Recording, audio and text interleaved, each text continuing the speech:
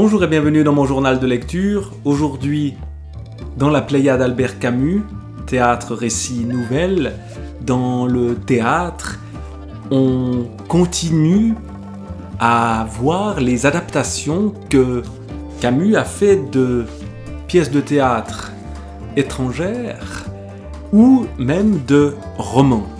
Or ici, il s'attaque au Possédé de Dostoïevski, que parfois on intitule également les démons, et il va donc en faire une pièce en 3 parties.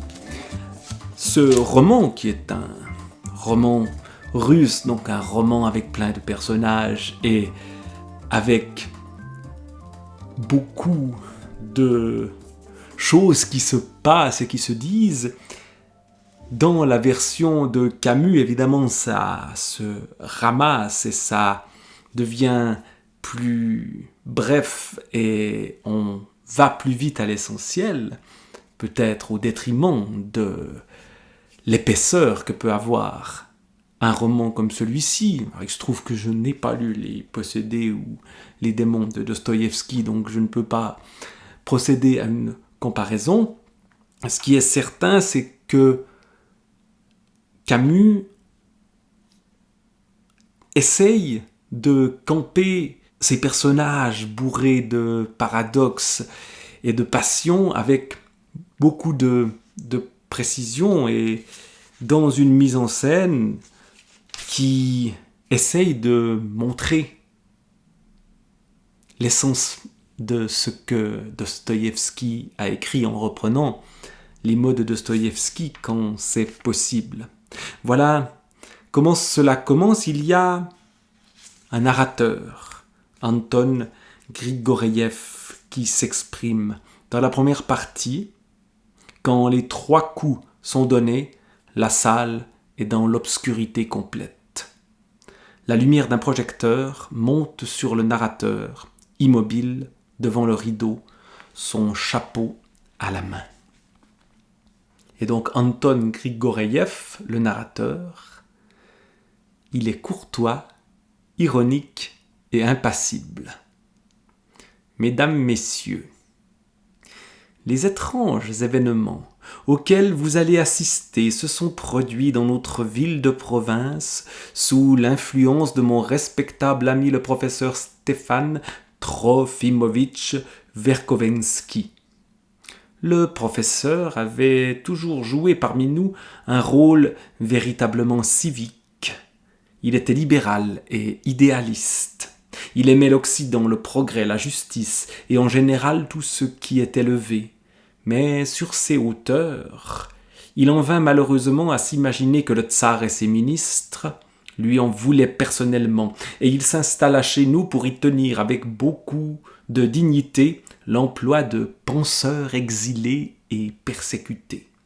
Simplement, 3 ou 4 fois par an, il avait des accès de tristesse civique qui le tenaient au lit avec une bouillotte sur le ventre.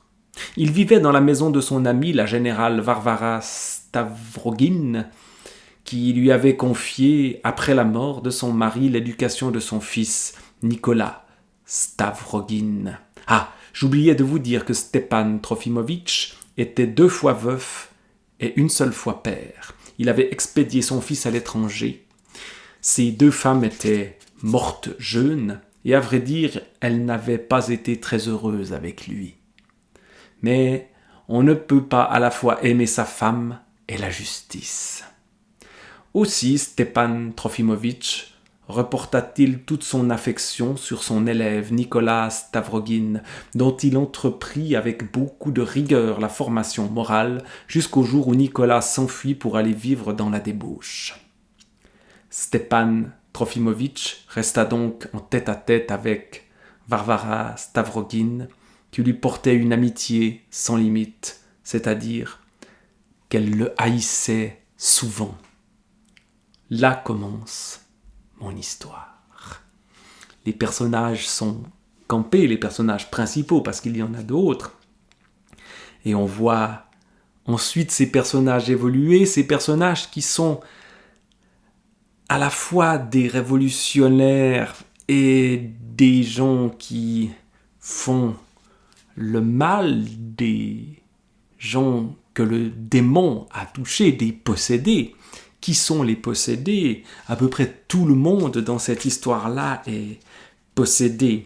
Et petit à petit, on découvre ces personnages à travers la manière dont ils sont présentés ici, sur la scène du théâtre. Je ne sais pas exactement comment ça se passe dans les romans.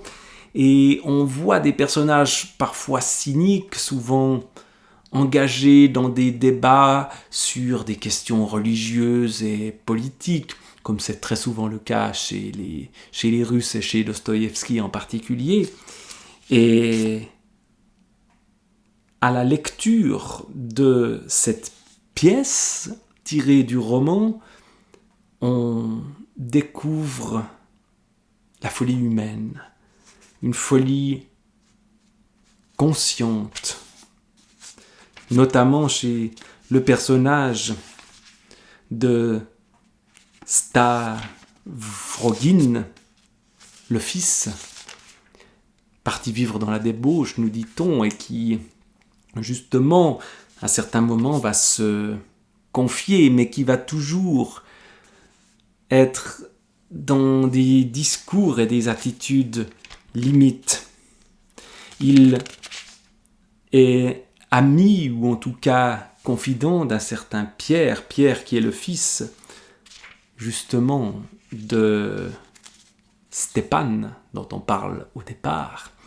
Et là aussi, il y a des débats qui ont lieu entre ces personnages. Par exemple, ici, à propos de la mère. Ma mère n'écoute jamais aux portes, dit Stavrogin, donc Varvara. Pierre, j'en suis sûr, vous autres nobles êtes bien au-dessus de ça. Moi, au contraire, j'écoute aux portes. D'ailleurs, je croyais avoir entendu un bruit, mais ce n'est pas la question. Vous voulez savoir ce que j'attends de vous? Stavrogin se tait. Eh bien voilà, ensemble, nous soulèverons la Russie. Voilà l'aspect révolutionnaire qui apparaît. Stavrogin répond, elle est lourde. Pierre, encore 10 groupes comme celui-ci, et nous serons puissants. 10 groupes d'imbéciles comme ceux-là. C'est avec la bêtise qu'on fait avancer l'histoire. Tenez, regardez la femme du gouverneur, Julie Mikhailovna. Elle est avec nous.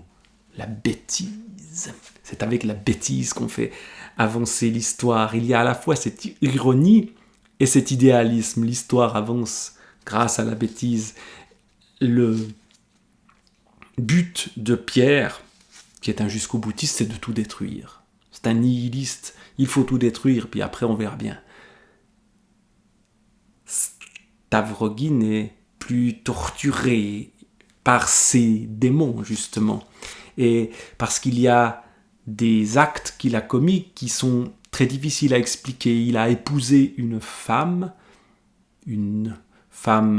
qu'il n'aime pas et qui est handicapée et qui est la sœur d'un malfrat dans un lieu un peu malfamé. Il y a souvent des personnages de criminels qui apparaissent dans cette histoire-là.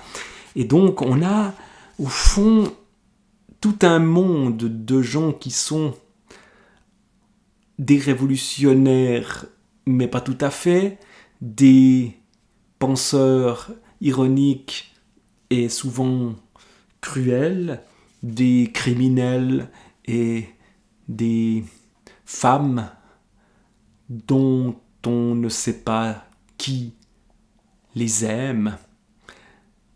Et leurs relations sont toujours extrêmement tendues, quelque part entre le conflit, l'amitié et la provocation. Tout ça sur fond de grandes questions, et petit à petit les tensions montent, et petit à petit les démons s'insinuent de manière de plus en plus manifeste chez ces personnages. Au point que le feu éclate soudain. Nouvelle parole du narrateur.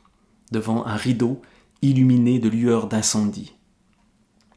Le feu, qui couvait depuis si longtemps, éclata enfin.